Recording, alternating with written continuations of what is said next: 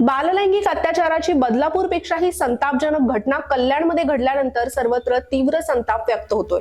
कल्याणमध्ये एका 13 वर्षाच्या मुलीवर लैंगिक अत्याचार करून तिची हत्या करण्यात आल्याची धक्कादायक घटना घडली आहे।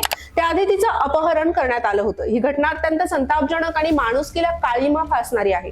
या प्रकरणामध्ये आरोपीला बुलढाणा येथून कल्याण पोलिसांनी ताब्यात घेतलंय। या प्रकरणी पोलिसांनी तपास सुरू केला असता आरोपी बुलढाण्यामध्ये असल्याची माहिती पोलिसांना मिळाली।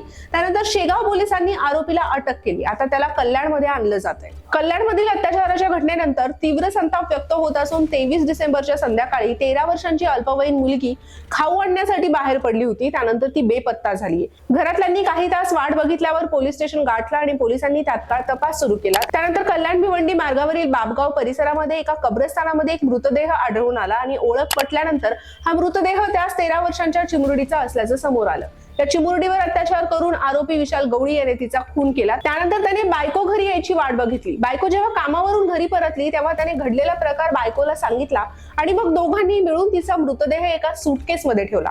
घरातले रक्ताचे डाग साफ केले आणि मृतदेहाची विल्हेवाट लावली। त्यानंतर पत्नीने आरोपी विशाल गवळीला कल्याणमध्ये न थांबण्याचा सल्ला दिला आणि तिच्या माहेरी जायला सांगितलं। विशाल गवळी कल्याणमधून बाहेर पडण्यापूर्वी एका बारमध्ये गेला। त्याने तिथे मद्यप्राशन केलं। कल्याणमधून ठाण्यामध्ये आणि ठाण्यातून आरोपीने दादर गाठले। दादरहून त्याने एक्सप्रेस ट्रेन पकडून शेगाव गाठलं अशी माहिती पोलिसांनी दिली आहे। आरोपीने स्वतःचा फोन बंद ठेवला होता। मात्र सीसीटीव्ही आणि नातेवाईकांच्या माध्यमातून मिळालेल्या माहितीवरून विशाल गवळीला पोलिसांनी बेड्या ठोकल्यात। गुन्हे शाखेचे डीसीपी अमरसिंह जाधव यांच्या नेतृत्वामध्ये गुन्हे शाखेने ही कारवाई केली। आरोपी विशाल गवळीचा ताबा कल्याण कोळशेवाडी पोलीस घेणार आहेत। कल्याण पोलिसांचं पथक नौपाडा पोलीस ठाण्यामध्ये दाखल झाले। सध्या आरोपी विशाल गवळी गुन्हे शाखेच्या ताब्यामध्ये आहे। त्याचा ताबा घेऊन आज त्याला कोर्टामध्ये हजर केलं जाणार आहे। तर काल मुंबईच्या सर जे रुग्णालयामध्ये अल्पवयीन मुलीच्या मृतदेहाचे शवविच्छेदन करून कल्याण डोंबिवली महानगरपालिकेच्या रुक्मिणीबाई रुग्णालयामध्ये हा मृतदेह ठेवण्यात आलाय।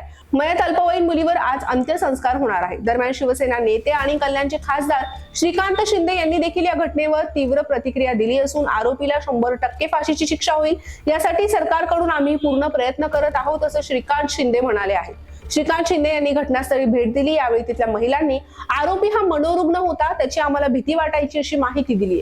आरोपीने या अगोदर सुद्धा अनेक गुन्हे केले असून तो बेलवर बाहेर होता अशी प्राथमिक माहिती सुद्धा समोर आली आहे। या प्रकरणी उपसभापती डॉक्टर नीलम गोरे यांनी निवेदनाद्वारे विशेष सूचना दिल्या आहेत। आरोपींना जामीन मिळणार नाही व कठोर शिक्षा होईल यासाठी आवश्यक सर्व पुरावे सादर करावे। सदर प्रकरण हे फास्ट ट्रॅक कोर्टामध्ये चालवण्यात यावं यासाठी आवश्यक कार्यवाही करावी।